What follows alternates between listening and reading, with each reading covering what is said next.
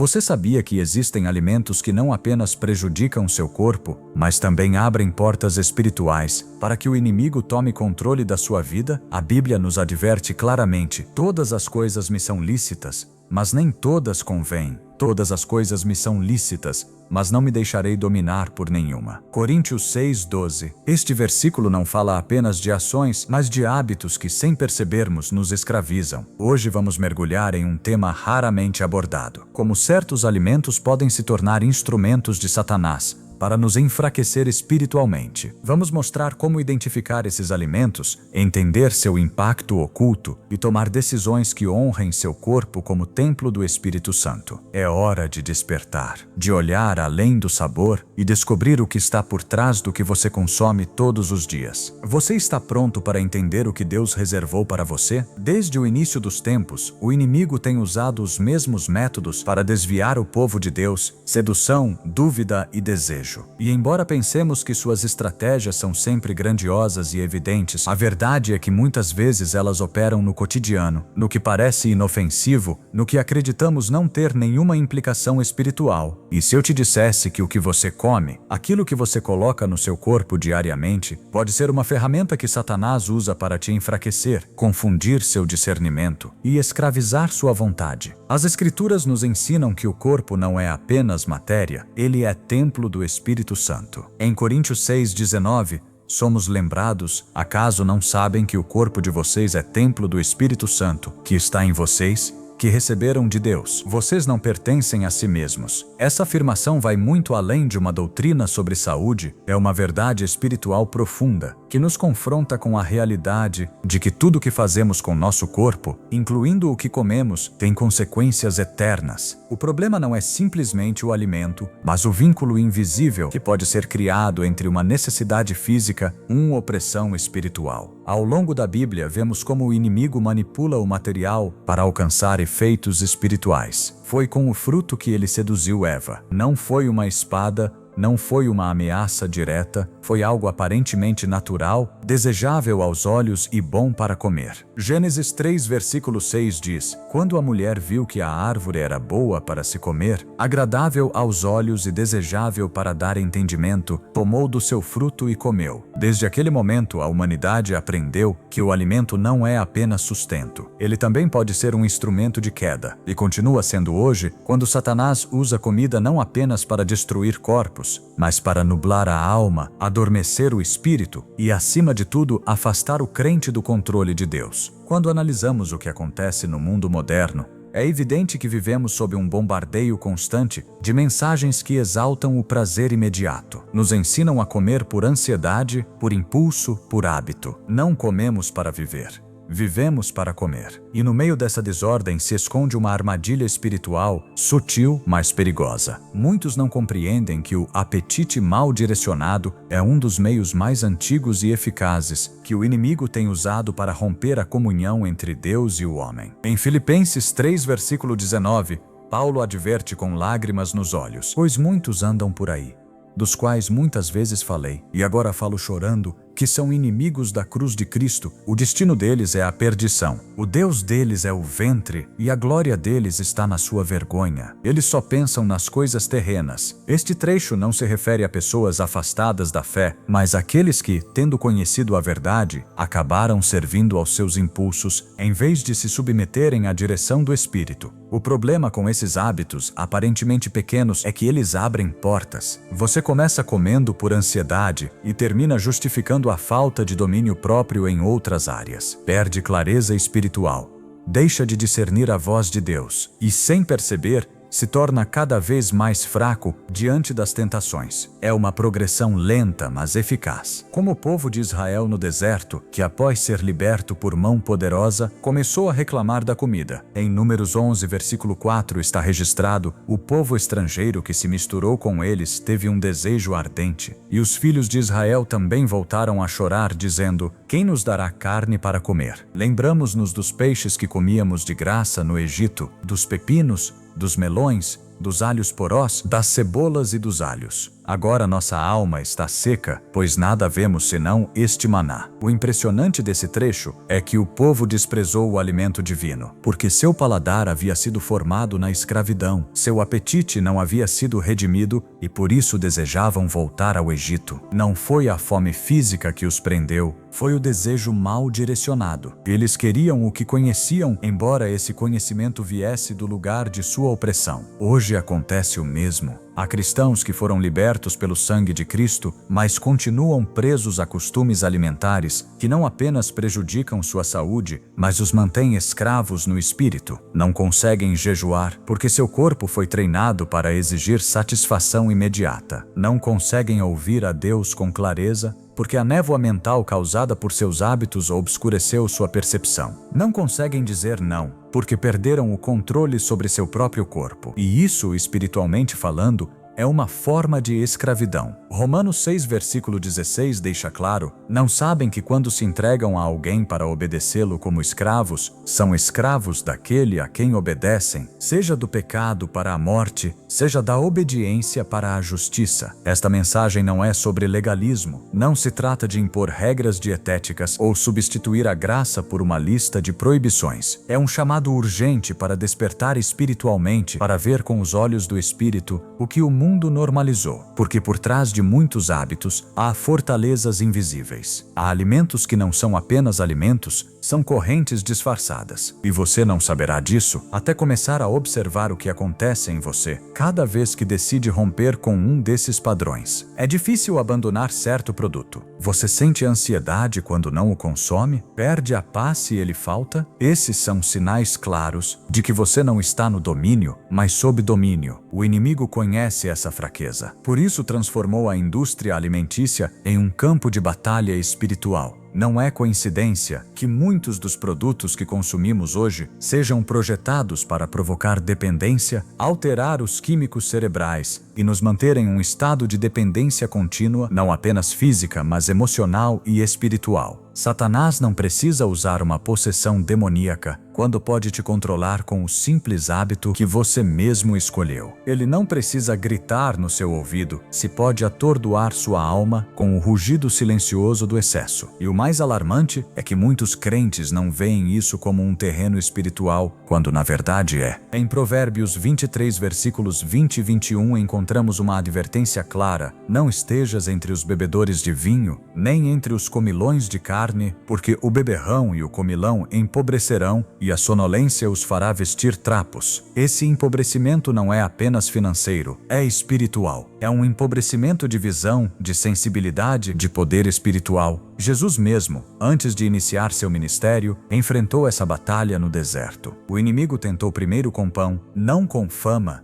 não com poder, mas com alimento, porque sabia que se conseguisse fazer Jesus usar seu poder para satisfazer sua fome, teria quebrado sua dependência do Pai. Mas Jesus respondeu com palavras eternas: está escrito, nem só de pão viverá o homem, mas de toda a palavra que procede da boca de Deus. Mateus 4, versículo 4. Essa declaração não é apenas um princípio, é uma estratégia espiritual. Quando você entende que o que realmente te alimenta não é o pão, mas a palavra, começa a tomar decisões a partir de um lugar de liberdade, não de compulsão. Há momentos em que Deus te chama para jejuar, para te negar, para discernir o que você consome, não porque quer te castigar, mas porque deseja te libertar. O domínio próprio é um dos frutos do Espírito. Como todo fruto, exige cultivo, intencionalidade e perseverança. Gálatas 5, versículo 22 diz: mas o fruto do Espírito é amor, alegria, paz, paciência, benignidade, bondade, fidelidade, mansidão, domínio próprio.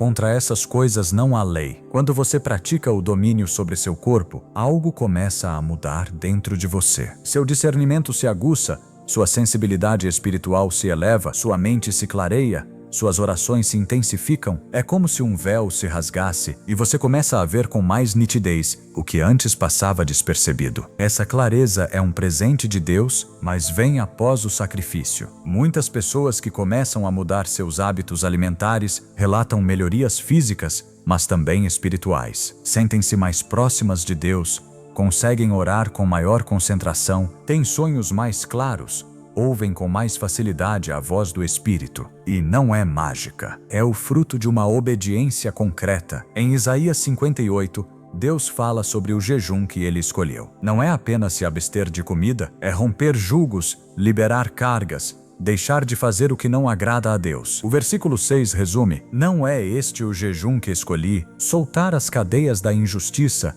desatar os jugos da opressão, deixar livres os oprimidos e romper todo jugo. Em outras palavras, há correntes que só se quebram quando o corpo se submete, quando o apetite se rende, quando o coração busca a Deus acima do prazer. Esse primeiro passo não é fácil. Implica observar com honestidade, reconhecer quais alimentos têm poder sobre você, admitir que há hábitos que você justificou por anos. Mas é exatamente nesse ato de sinceridade que a verdadeira liberdade começa, porque o que não é nomeado não é vencido, e o que é justificado não é transformado. Jesus veio para libertar os cativos, e isso inclui aqueles que estão cativos de si mesmos. Não podemos falar de santidade sem falar de disciplina. Não podemos clamar por avivamento, enquanto continuamos alimentando fortalezas espirituais com nossas decisões diárias. Hoje é um dia de decisão. Talvez você tenha sentido que sua vida espiritual está estagnada, que sua mente está nublada, que suas orações não fluem. Talvez a resposta não esteja em fazer mais, mas em soltar o que te prende. Pode ser que a liberdade que você busca não esteja em adicionar mais coisas, mas em parar de consumir o que o inimigo tem usado para te deter. Isso não é sobre medo, é sobre revelação, porque quando você vê a verdade, pode agir em fé. Jesus disse em João 8, versículo 32, e conhecerão a verdade, assim tas na pentas a banireraí o istonômeros, e o pirstarno darotulio tramaraniera, e men que disserão a verdade zimanenaidima, e a verdade os libertará. Essa verdade começa com o que você tem na mão, com o que decide todos os dias, com o que entra pela sua boca e acaba afetando o seu espírito. Você não está sozinho nessa luta. Deus te deu o seu espírito para te guiar. Ele te deu sua palavra para iluminar seu caminho e te deu a capacidade de decidir, de se render, de começar de novo. O que você come pode ser uma oferta ou uma corrente. Você escolhe. Mas lembre-se, quando seu corpo se alinha com a vontade de Deus, sua alma floresce e seu espírito se eleva. E é aí, nessa harmonia santa, que a verdadeira transformação começa. Você está disposto a olhar além do prato e discernir o que está por trás? Porque por trás do físico há uma guerra e hoje você é chamado a vencê-la. Nem tudo que é doce vem de Deus. Às vezes, o que parece prazeroso e seguro é, na verdade, uma armadilha cuidadosamente projetada para enfraquecer sua vontade e submeter sua mente. O açúcar, em sua forma moderna, passou de ser um ingrediente a se tornar uma ferramenta de escravidão silenciosa. Está em todos os lugares, disfarçado em rótulos, camuflado em produtos do dia a dia, presente até onde menos esperamos. Não apenas modifica o corpo, altera a mente, a vanos instinti e a tioode, e com ela sua capacidade de ouvir a voz de Deus com clareza. Em 2 Timóteo 1, versículo 7, a Escritura afirma: porque Deus não nos deu espírito de covardia, mas de poder, de amor e de domínio próprio. Domínio próprio não é um luxo, é uma marca do Espírito Santo. Mas esse fruto não pode florescer em um corpo governado por impulsos que surgem de uma adição cuidadosamente normalizada. A doçura da tentação não começou na indústria moderna. Desde tempos antigos, o homem busca satisfazer seus desejos através do que agrada ao paladar. Mas quando esse desejo se torna necessidade, já não há liberdade. E onde não há liberdade, há terreno fértil para o inimigo. Jesus ensinou que ninguém pode servir a 2 senhores. E embora em seu contexto ele falasse de riquezas, o princípio se estende a qualquer coisa que governa o coração. Se seu corpo clama por açúcar todos os dias e sua mente se nubla quando não o obtém, você está diante de um conflito espiritual, disfarçado de costume diário. Você não pode declarar liberdade em Cristo enquanto está preso por correntes que você mesmo alimenta com cada decisão. O açúcar age no cérebro de maneira semelhante a certas drogas. Ele libera dopamina, te faz sentir prazer momentâneo e depois exige mais. Isso não é apenas uma reação química, é uma manipulação do sistema que Deus projetou para o equilíbrio. Quando o design divino é manipulado, o resultado é desordem. E onde há desordem, a presença de Deus não se manifesta em plenitude. 1 Coríntios 14, versículo 33 nos lembra: porque Deus não é Deus de confusão, mas de paz. Uma mente confusa, ansiosa, emocionalmente alterada pelo que consome, não pode caminhar nessa paz. E sem paz perde-se a clareza para tomar decisões espirituais. O açúcar não entra apenas pela boca, ele sobe à mente e bloqueia os canais de sensibilidade que o Espírito Santo usa para falar. A gula tem sido mencionada na palavra como uma forma de idolatria. O açúcar, embora pareça inocente, foi exaltado como um ídolo cultural. É celebrado, recompensado, consumido em excesso sem consciência. Mas por trás dessa cultura há uma estrutura espiritual que opera sob o princípio da prisão emocional. O inimigo não precisa te atacar com coisas óbvias, quando pode te envolver com coisas aceitas. A doçura do açúcar encobre seu verdadeiro propósito: desviar o coração do homem para o prazer imediato e afastá-lo do autocontrole, que é essencial para viver segundo o Espírito. Romanos 8, versículo 13 diz: pois se vocês viverem segundo a carne, morrerão, mas se pelo Espírito fizerem morrer as obras da carne, viverão. Viver segundo a carne nem sempre significa atos escandalosos. Às vezes significa não conseguir se negar a mais uma colherada. Muitos oram por direção divina, mas não conseguem ouvir. Pedem sabedoria, mas sua mente não tem descanso. Jejuam, mas quebram o jejum por um desejo que não conseguem resistir. Isso não é uma questão menor. É uma porta aberta que enfraquece o espírito a partir do invisível. Quando Jesus falou sobre o jejum, não o fez como uma sugestão, mas como uma prática esperada. Em Mateus 6, versículo 16, ele diz: quando jejuarem, ele não disse se, disse quando. Mas como alguém pode jejuar com propósito se seu sistema está condicionado a colapsar? Na ausência de açúcar, a resistência espiritual é construída no corpo também. Um corpo governado pela necessidade constante de doçura dificilmente se submete aos processos do espírito. O açúcar substituiu o pão como símbolo cultural de sustento. Não é por acaso que o doce se tornou símbolo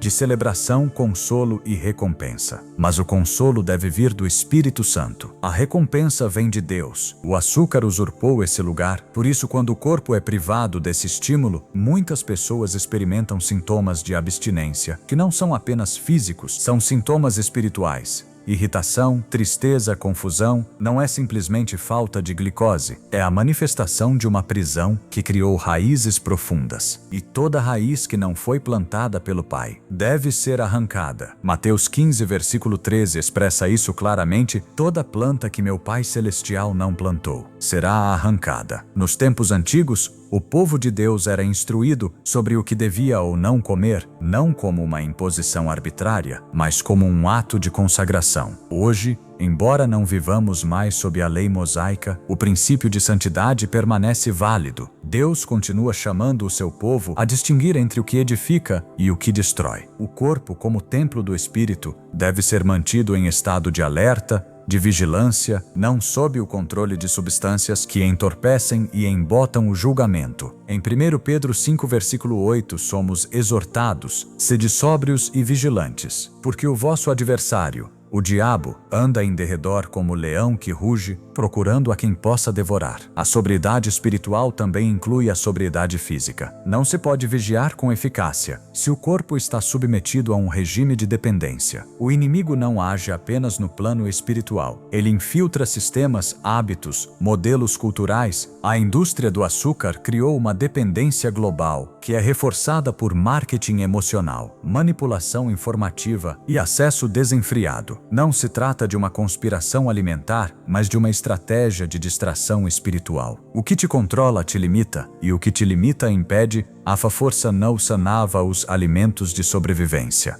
Os pepinos são compostos por mais de 90 que você desenvolva seu potencial em Deus. O povo de Deus foi chamado à liberdade, mas muitos vivem em escravidão diária sem perceber. Em Gálatas 5, versículo 1 está declarado: permanecei, pois, firmes na liberdade, com que Cristo nos libertou, e não vos sujeiteis outra vez ao jugo da escravidão. Esse jugo pode assumir muitas formas. Às vezes toma a forma do que adoça seu café. Essa doçura é ilusória. produz um prazer efêmero que não preenche o vazio interior. Somente o Espírito Santo pode trazer plenitude. Somente a palavra pode dar saciedade. O açúcar cria a ilusão de satisfação, mas exige cada vez mais. E nesse ciclo a alma se cansa, o corpo se esgota, o espírito adormece. Jesus disse em João 6, versículo 35, verão: Eu sou o pão da vida. Quem vem a mim nunca terá fome. Quem crê em mim nunca terá sede. Essa promessa não é apenas teológica, é prática. Significa que nossa satisfação mais profunda não virá do que consumimos fisicamente, mas da comunhão com Cristo. Quando você substitui o eterno pelo temporal, sempre estará buscando algo mais. Mas quando a alma é alimentada corretamente, o corpo deixa de exigir o que não precisa. Não podemos pregar liberdade enquanto toleramos hábitos que nos mantêm em prisão. Não podemos falar de guerra espiritual enquanto servimos ao estômago. Não podemos dizer que Cristo reina em nossas vidas enquanto o açúcar toma decisões por nós. A luta contra esse tipo de escravidão não é com força humana, mas com armas espirituais. 2 Coríntios 10, versículos 4 e 5 confirma: Porque as armas da nossa milícia não são carnais, mas poderosas em Deus, para a destruição de fortalezas, derribando raciocínios e toda a altivez que se levanta contra o conhecimento de Deus, levando cativo todo pensamento à obediência de Cristo. Esses pensamentos incluem os impulsos, os desejos, as justificativas. Tudo deve ser levado à obediência, até mesmo o que você come. Não se trata de demonizar o ingrediente, mas de discernir quando algo tomou o lugar que pertence somente a Deus. Se você não consegue largar, não está controlando, está sendo controlado. E tudo que te controla te impede de caminhar na plenitude do Espírito. Efésios 5, versículo 18 diz: Não vos embriagueis com vinho que leva ao desregramento, mas enchei-vos do Espírito. Esse princípio de plenitude espiritual implica esvaziar-se de tudo que embota a mente, enfraquece o corpo e entorpece a alma. O açúcar embriagou gerações, substituiu a alegria do Espírito por um estímulo químico, e essa substituição não pode continuar se desejamos caminhar com poder. O corpo precisa de alimento, mas nem toda necessidade é legítima quando foi manipulada pelo inimigo. A fome do Espírito é prioritária. Mateus 5, versículo 6 diz: Bem-aventurados os que têm fome e sede de justiça, porque serão fartos. Não se trata de ter fome de doçura, mas de justiça. Não se trata de saciar a ansiedade, mas de alimentar o espírito. Quando você ordena suas prioridades, o que antes te dominava perde poder. A verdadeira doçura não está em uma substância, mas na presença de Deus. Salmo 119, versículo 103 declara: Quão doces são as tuas palavras ao meu paladar, mais que o mel que destila dos favos. Essa é a doçura que liberta. Nessa batalha não se trata de força de vontade, mas de rendição. A vontade humana pode falhar, o espírito não. Por isso, o primeiro passo não é abandonar o açúcar, é entregar a Deus o lugar que o açúcar ocupou. É reconhecer a prisão, confessar a dependência e pedir ajuda. Deus honra o coração contrito. Ele não despreza a fraqueza, ele a transforma, e nesse processo o corpo se alinha, a mente se clareia, o espírito se eleva. Provérbios 3, versículo 6 instrui: Confia no Senhor de todo o teu coração, e não te apoies no teu próprio entendimento. Reconhece-o em todos os teus caminhos. Assário te composneia do alia do assa de comase car. E ele endireitará as tuas veredas. Inclua o caminho da sua alimentação. Inclua o que você consome, porque cada decisão é uma semente que produz fruto espiritual. Quando o povo de Deus decide consagrar até mesmo o mínimo à sua vontade, os céus se abrem. A obediência no pequeno precede a revelação no grande. O inimigo sabe disso, por isso luta para te manter distraído com o trivial. Mas o Espírito Santo te chama para despertar, para discernir, para agir. O doce nem sempre é bom. O agradável nem sempre é correto. Somente o que vem de Deus traz liberdade. E a liberdade não tem sabor, tem poder. Hoje é o momento de decidir quem governa seu corpo, o hábito ou o espírito, porque você não pode servir a ambos e apenas um deles conduz à vida. O que o mundo normalizou como uma escolha sem importância, a palavra de Deus revela como uma armadilha com consequências espirituais profundas. Em meio a uma cultura cultura que celebra a liberdade de consumo, sem discernimento, surgiu um sistema alimentar que não apenas afeta o corpo, mas contamina a alma. A realidade que muitos preferem ignorar é que existem alimentos direta ou simbolicamente associados a práticas espirituais contrárias a Deus. Por trás de certos produtos, não há apenas uma fábrica ou uma marca, há pactos, rituais, intenções ocultas. Em 1 Coríntios 10, versículo 20, o apóstolo Paulo adverte com clareza: antes digo que o que os gentios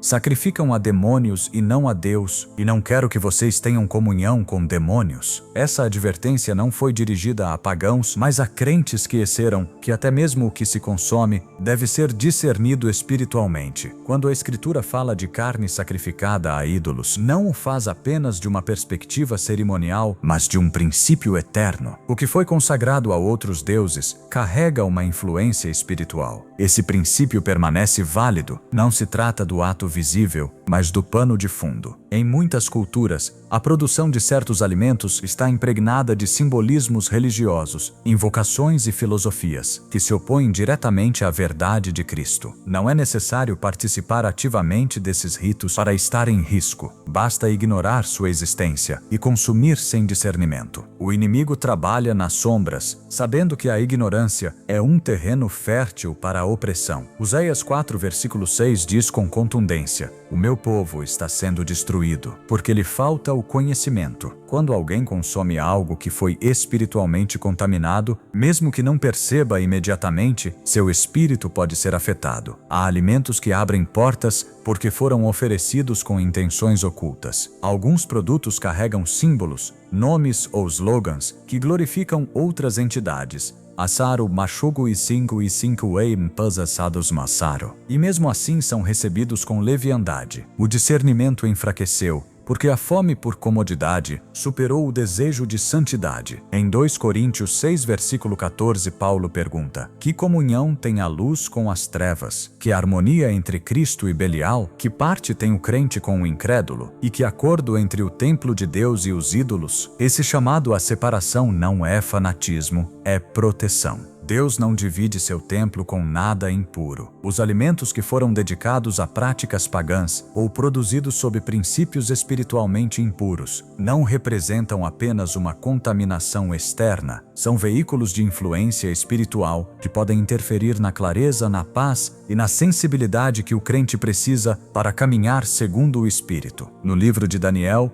o jovem profeta recusou comer os manjares do rei da Babilônia, não por uma questão cultural, mas espiritual. Daniel 1, versículo 8 diz: resolveu Daniel, no seu coração, não se contaminar com a porção das iguarias do rei, nem com o vinho que ele bebia. Daniel entendia que o que estava em seu prato podia comprometer sua comunhão com Deus. Sua decisão não foi legalismo, foi revelação. Foi uma expressão de fidelidade em um ambiente carregado de idolatria. Esta geração perdeu esse nível de sensibilidade. As linhas entre o puro e o impuro, entre o santo e o profano, foram apagadas. Consome-se sem perguntar, sem orar, sem discernir. Tudo é justificado sob a bandeira da graça, sem entender que a graça não anula a necessidade de santificação. Hebreus 12, versículo 14 nos lembra que sem santidade ninguém verá o Senhor. E a santidade não se limita ao que se diz ou faz, inclui também o que se permite entrar no corpo e na alma. A influência espiritual nem sempre é evidente. Muitas vezes age lentamente, nublando a mente, apagando o discernimento, enfraquecendo a fé. E quando o crente percebe, já está preso em uma dinâmica que só pode ser quebrada com obediência radical. A Bíblia ensina que somos responsáveis por examinar todas as coisas. Em 1 Tessalonicenses 5, versículos 21 e 22,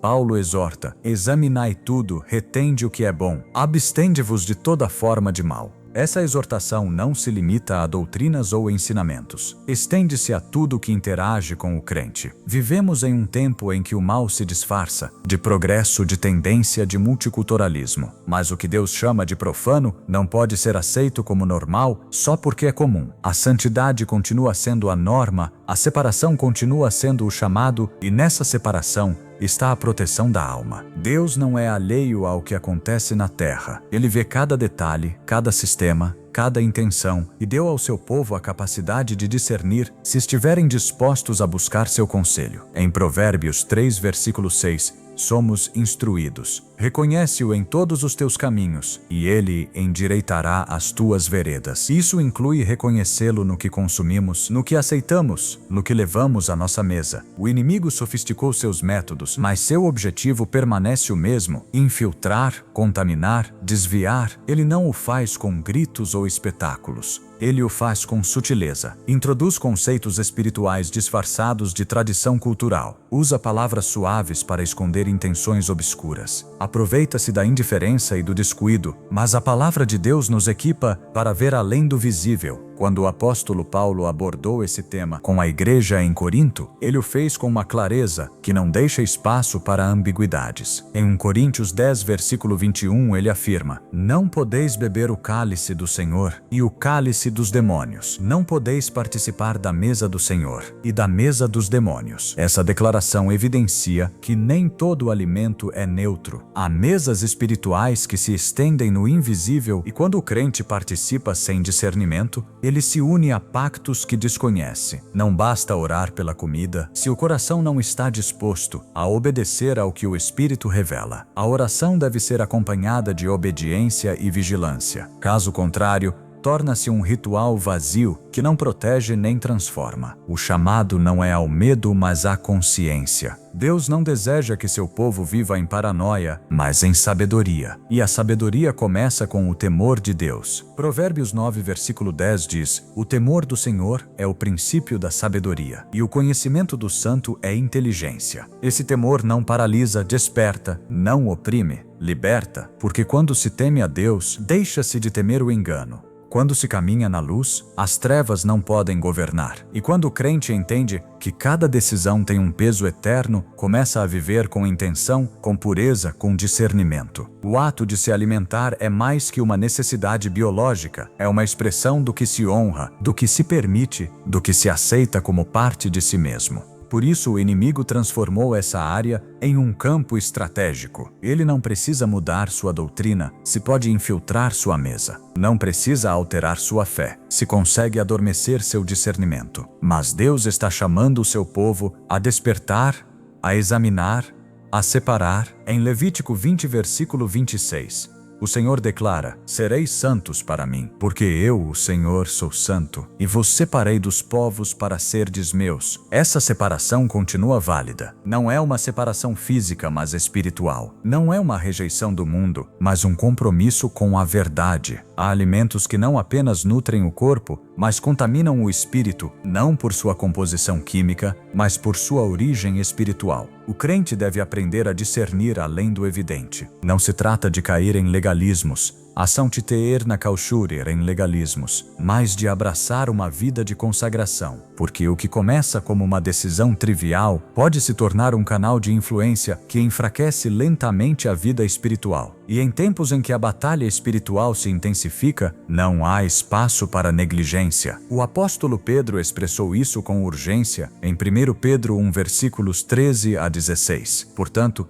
cingindo o vosso entendimento, sede sóbrios e esperai inteiramente na graça que vos será trazida na revelação de Jesus Cristo. Como filhos da obediência, não vos conformeis às concupiscências que antes havia em vossa ignorância. Pelo contrário, segundo é santo aquele que vos chamou, tornai-vos santos também vós mesmos, a mater-se irmista em todo o vosso procedimento. A santidade inclui a maneira como nos relacionamos com o que consumimos. Inclui o reconhecimento de que nossa vida está consagrada, do invisível ao visível. E se fomos chamados a ser templo, devemos cuidar do que entra nesse templo. Nem tudo que é legal é lícito, nem tudo que é comum é correto. 1 Coríntios 6,12 reafirma: todas as coisas me são lícitas, mas nem todas convêm. Todas as coisas me são lícitas, mas não me deixarei dominar por nenhuma. Essa é a chave. Não ser dominado, não ser influenciado pelo oculto, não permitir que o que foi oferecido a outros deuses tenha lugar na vida de um filho de Deus. A obediência nessa área pode parecer pequena, mas produz frutos imensos. O discernimento cresce,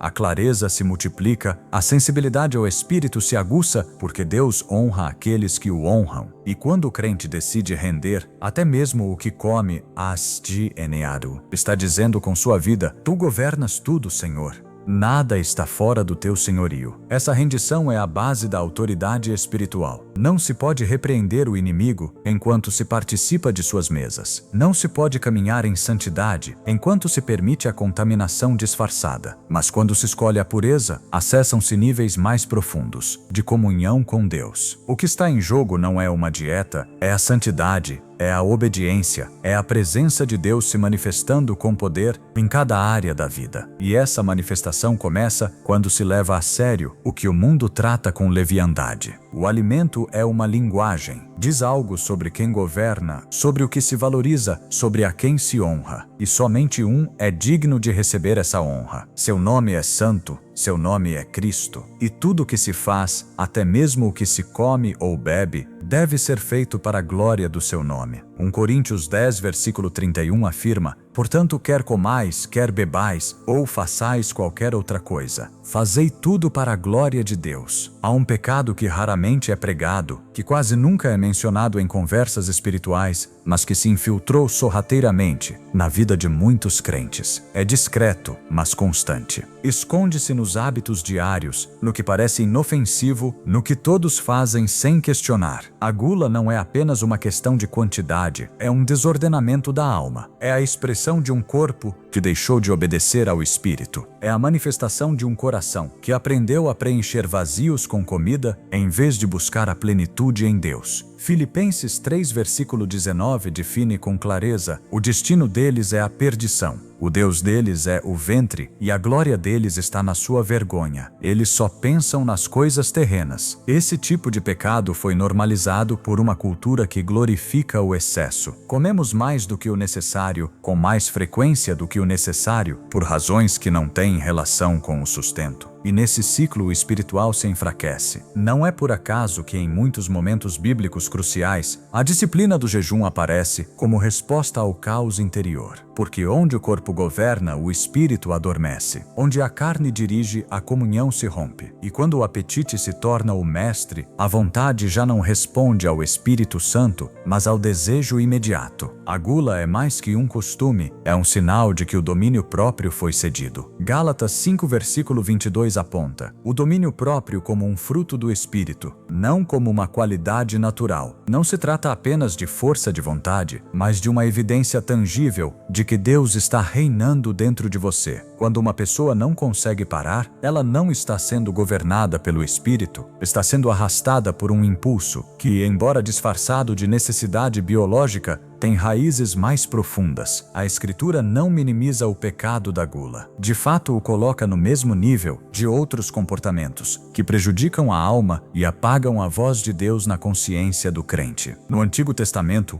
o povo de Israel caiu várias vezes por seguir seus desejos mais básicos. Números 11 relata como eles desejaram comida, a ponto de provocar a ira de Deus. Não era fome verdadeira, era insatisfação espiritual, expressa através do apetite, aquela queixa constante, aquele desejo de voltar ao Egito apenas por seus alimentos, revelava falta de transformação em seu interior. Apesar de terem saído fisicamente da escravidão, seu coração continuava escravizado aos prazeres do passado. O mesmo acontece hoje. Muitos foram libertos, mas sua relação com a comida reflete uma escravidão interior que ainda não foi quebrada. A gula não se limita a um excesso ocasional. É uma atitude persistente da alma que busca consolo, escape ou recompensa através da comida. Quando o alimento deixa de ser sustento e se torna refúgio, ele já usurpou um lugar que pertence somente a Deus. Salmo 46, versículo 1 diz: Deus é o nosso refúgio e fortaleza, socorro bem presente nas tribulações. Essa declaração não é poética,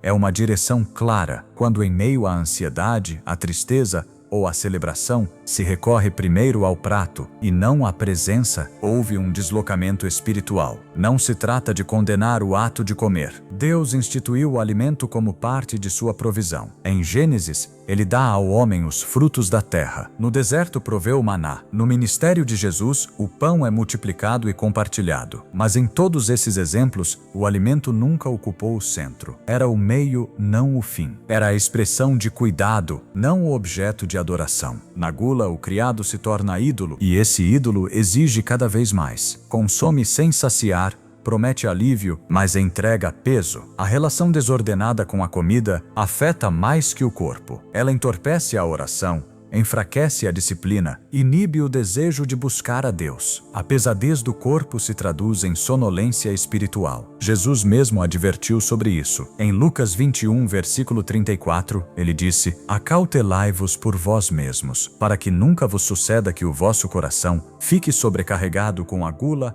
a embriaguez e as preocupações desta vida, e aquele dia vos sobrevenha de repente. A advertência não era apenas física, era profética. Há um peso que impede estar preparado. Há uma saturação que apaga a expectativa. O excesso pode parecer insignificante, mas no espiritual é um obstáculo que impede discernir os tempos de Deus. O inimigo nem sempre precisa usar grandes pecados visíveis para fazer os crentes caírem. Basta mantê-los adormecidos, pesados, confortáveis em sua carne. A gula não apenas afeta a saúde, enfraquece a autoridade. Um crente que não consegue dizer não ao prato dificilmente resistirá a tentações mais sutis. A força espiritual é edificada também na obediência diária, na capacidade de se negar a si mesmo. Jesus disse em Mateus 16, versículo 24: Se alguém quer vir após mim, a si mesmo se negue, tome a sua cruz e siga-me. Negar-se a si mesmo começa com o que parece mais básico. Se não há vitória aí, não haverá conquista em outras áreas. O apetite descontrolado é uma forma de desordem interna e Deus é Deus de ordem. 1 Coríntios 14, versículo 40 ensina: Tudo, porém, seja feito com decência e ordem. Essa ordem não se refere apenas ao culto, mas à vida mesma. Onde há desordem, o inimigo tem acesso. A gula,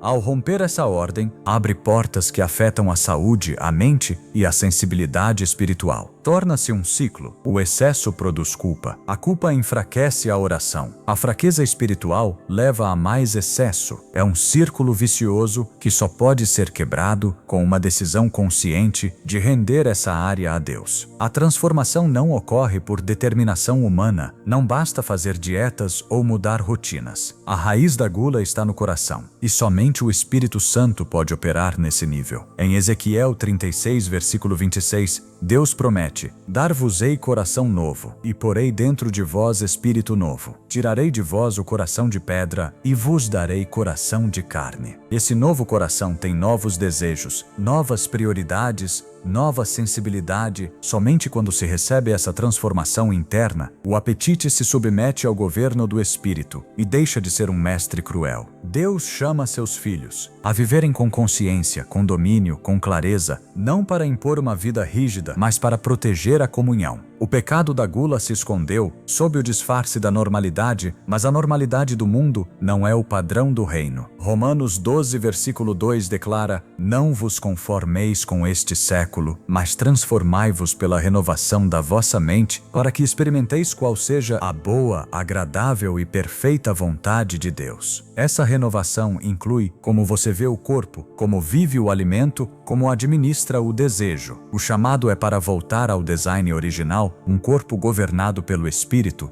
não pela carne. Um estilo de vida onde o alimento é uma bênção, não uma corrente. Uma consciência onde cada decisão se alinha com a vontade de Deus, não para ganhar méritos, mas para viver livre. João 8, versículo 36 diz: Se, pois, o Filho vos libertar, verdadeiramente sereis livres. Essa liberdade inclui a área dos hábitos, inclui o ato cotidiano de comer, porque ali também se reflete quem governa. O corpo é templo, e como templo deve ser cuidado, purificado, consagrado. Em 2 Crônicas 29, Ezequias restaura o templo físico de Israel, removendo tudo que o contaminava, limpando suas câmaras, restaurando seu propósito. Hoje o Espírito Santo deseja fazer o mesmo em cada vida. Restaurar o corpo como morada digna, como instrumento útil, como reflexo da glória de Deus. Essa restauração começa com a rendição, com a disposição de dizer: Senhor, até no que como quero te honrar. Quando o alimento ocupa seu lugar correto, abre-se espaço para a comunhão. Quando o apetite é governado, a alma ouve com mais clareza. Quando a gula é derrubada, o poder espiritual se levanta. A vitória não está em comer menos. Ascietas, 90 getalvant aidisanings comer mosson, acipladato agonicetia, ascieta alitimas, mas em viver sob a guia do Espírito. Não se trata de contar calorias, mas de render o coração, porque onde há rendição, há transformação. E onde há transformação, há glória. O inimigo treme diante de um crente que domina seu corpo, porque esse crente não se move por impulsos, mas por direção. Não responde ao desejo, mas à palavra. E essa vida tem autoridade, tem poder, tem impacto. Essa vida não é dominada pelo prato, mas pelo Espírito. Não vive apenas de pão, mas de cada palavra que procede da boca de Deus. Nos tempos bíblicos, o ato de comer não era apenas uma necessidade, era também um ato espiritual carregado de significado. Entendia-se que o que entrava no corpo podia afetar a comunhão com Deus, não apenas por sua natureza física, mas por sua procedência espiritual. Essa realidade não mudou. Hoje, mais do que nunca, é vital discernir o que consumimos, não apenas por razões de saúde, mas porque por trás de certos alimentos pode haver uma consagração invisível. Há forças que não provêm de Deus. Em 1 Coríntios 10, versículos 19 e 20, Paulo deixa uma advertência que ressoa com força. Que digo, pois?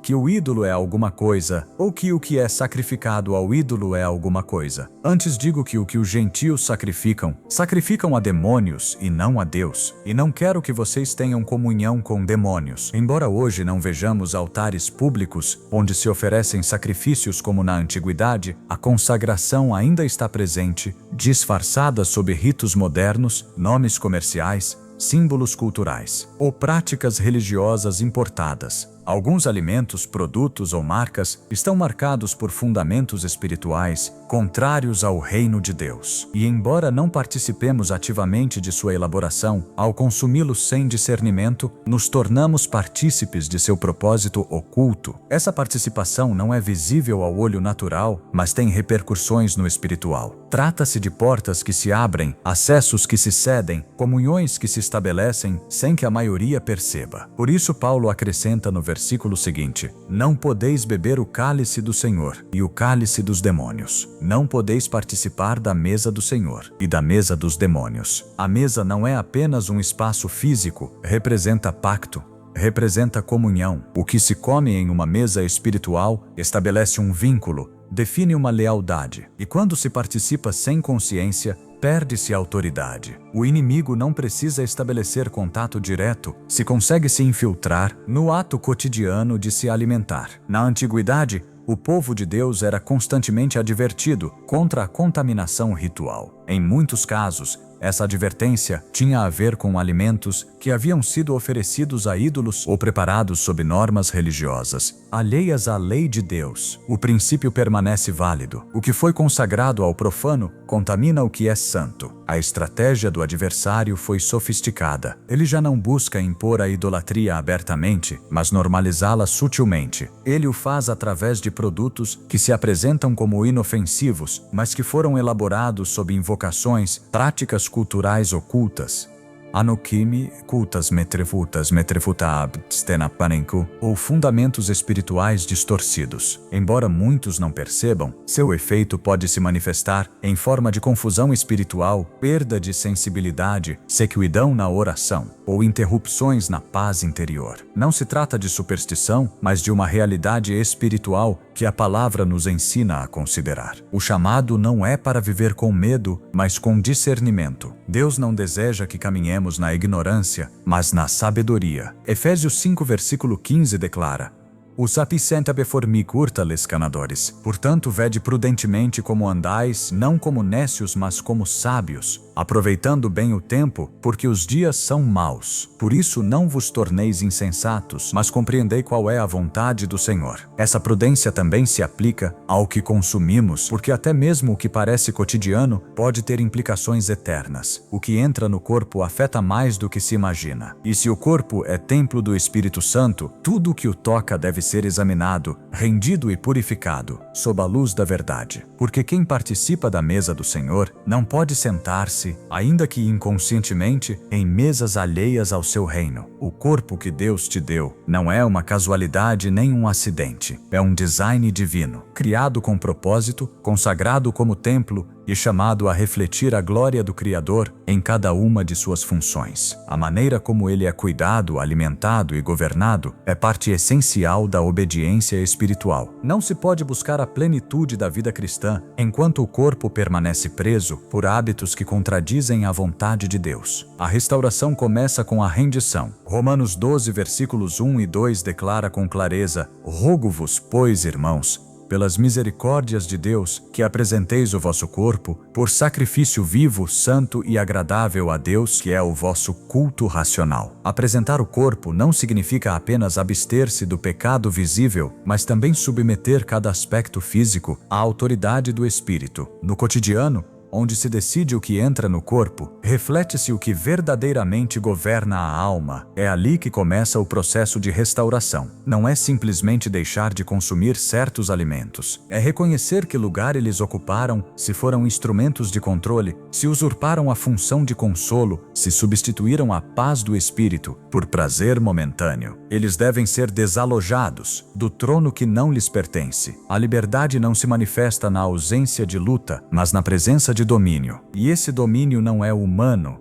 é espiritual. Quando o crente permite que o Espírito Santo guie até mesmo suas decisões alimentares, seu corpo se torna uma extensão da obediência. Não se trata de viver sob leis humanas, mas de caminhar sob convicções celestiais. A restauração implica limpeza, mas também realinhamento. Em 2 Coríntios 7, versículo 1, somos exortados: Tendo, pois, amados, tais promessas, purifiquemo-nos de toda a impureza, tanto da carne como do espírito, aperfeiçoando a nossa santidade, no temor de Deus. O chamado é para aperfeiçoar a santidade, e isso requer uma transformação completa, não parcial. O corpo, como instrumento de obediência, deve ser tratado com reverência, não com indulgência. Restaurar o templo significa tomar autoridade sobre o que antes dominava. Significa restabelecer a ordem que Deus projetou, onde o espírito governa, a mente discerne e o corpo obedece. Nessa ordem há poder. Nessa ordem há revelação. Nessa ordem experimenta-se a comunhão que foi quebrada pelo desordenamento. Não basta orar. É necessário agir com decisão. Não basta conhecer a verdade, é necessário sujeitar-se a ela. João 8, versículos 31 e 32 deixa claro: Se vós permanecerdes na minha palavra, sereis verdadeiramente meus discípulos. E a Saul enerta fora com Deus, e conhecereis a verdade, e a verdade vos libertará. A verdade liberta, mas somente quando é obedecida. O inimigo não teme o conhecimento teórico, ele teme a obediência prática, porque onde há obediência, há glória, onde há entrega, há respaldo. E quando um crente decide consagrar até mesmo sua alimentação, sua vida inteira se alinha com o reino. Esse ato, embora pareça pequeno, tem um eco eterno, porque é ali no oculto que se forjam as vitórias visíveis. É ali na escolha diária que se manifesta o verdadeiro senhorio de Cristo. 1 Coríntios 10, versículo 31 resume com contundência: Portanto, quer comais, quer bebais, ou façais qualquer outra coisa, fazei tudo para a glória de Deus. A restauração do templo é o começo de uma vida de clareza, força e direção. Não se ganha apenas saúde, recupera-se visão, não se quebra apenas uma corrente, recupera-se a sensibilidade espiritual, porque quando o corpo se submete, o espírito se eleva, e quando o crente vive nessa integridade, toda a sua vida se torna uma oferta viva, santa e agradável ao Senhor. O que você ouviu não é apenas um chamado para mudar o que come, é um chamado para recuperar o governo espiritual, sobre seu corpo, sua mente e seu entorno. Esta mensagem não trata apenas de alimentos, trata de autoridade. Quem tem a última palavra sobre suas decisões mais cotidianas, o que está em jogo não é sua dieta, é sua posição como filho de Deus, capacitado para viver com domínio, sobriedade e propósito. Porque cada vez que você decide conscientemente viver sob o Espírito e não sob o impulso, está exercendo a realeza que o céu te concedeu. Você não foi projetado para ser guiado pelo paladar, mas pela palavra. O inimigo compreendeu algo que muitos crentes ainda não entenderam. Uma mente saciada pela carne é uma mente que não discerne as coisas do Espírito. Por isso, ele ataca onde parece que ninguém está olhando, porque sabe que ali se constroem fortalezas. Mas hoje, com esse conhecimento, você pode romper esse ciclo. Você pode traçar uma nova linha, não apenas do que deixará de consumir, mas do que começará a declarar com suas escolhas diárias que seu corpo não será mais campo de domínio de ninguém além do Espírito de Deus. Este é o momento de levantar uma geração que não viva reagindo aos impulsos, mas caminhando com discernimento, que compreenda que a verdadeira guerra espiritual nem sempre é travada com palavras fortes, mas com decisões silenciosas, que ninguém vê, mas que o céu registra. Porque quando você escolhe honrar a Deus, até mesmo no que consome, o reino se manifesta de maneira concreta em sua vida. E essa manifestação não apenas te transforma, mas impacta sua casa, suas gerações, seu propósito. Que o que você come nunca mais seja casual. Que cada ato de disciplina seja um ato de guerra espiritual. Que cada decisão de obediência se torne uma declaração viva. O inimigo não governa aqui, porque quando você decide honrar a Deus no pequeno, ele se glorifica no grande. E é exatamente aí que começa a verdadeira vitória.